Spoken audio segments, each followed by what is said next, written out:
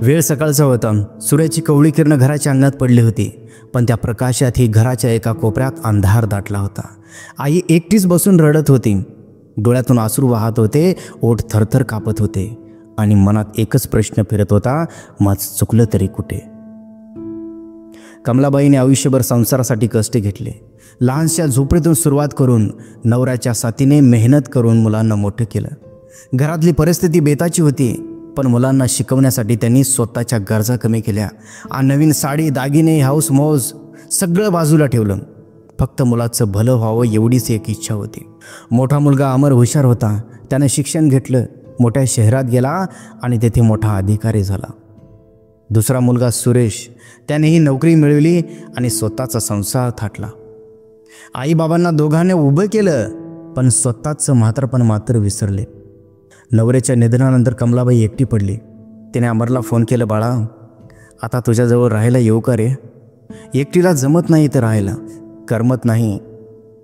अमर म्हणाला, आई ऑफिसमध्ये खूप दडपण असतं, घरी शांतता हवी असते, सध्या जमणार नाही, काही दिवसांनी बघू.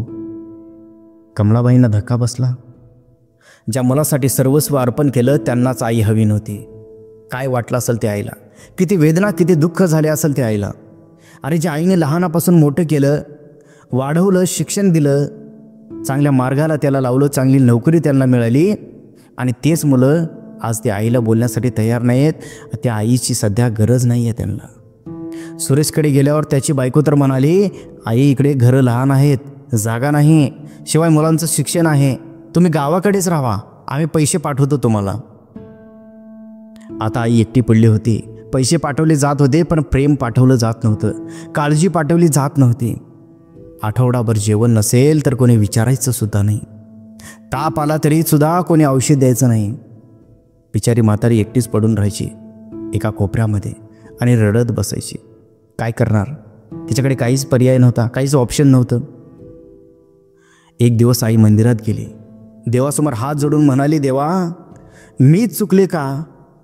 मुलांना चांगलं आयुष्य द्यायचं स्वप्न पाहणं चूक झाली का? ही माझी चूक होती का? त्यांच्यासाठी कष्ट करणं पाप होतं का? असे त्या देवाला विनवू लागली. त्या देवाला बोलू लागली, मनातून अंतःकरणातून बोलू लागली. त्या दिवशी काय झालं, संध्याकाळी ती घरी आली. घरात प्रचंड शांतता होती. कोणी नव्हतं, काही नव्हतं, फक्त आई आणि तिचं एकटेपण होतं. ती हळूहळू कोपऱ्यात बसली.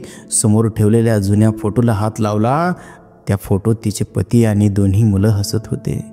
तिने फोटो हृदयाशी धरला आणि मोठ्याने रडू लागली. रडता रडता तिने पुन्हा एकदा अमरला फोन लावला. फोन वाजत राहिला, पण कोणी उचलला नाही.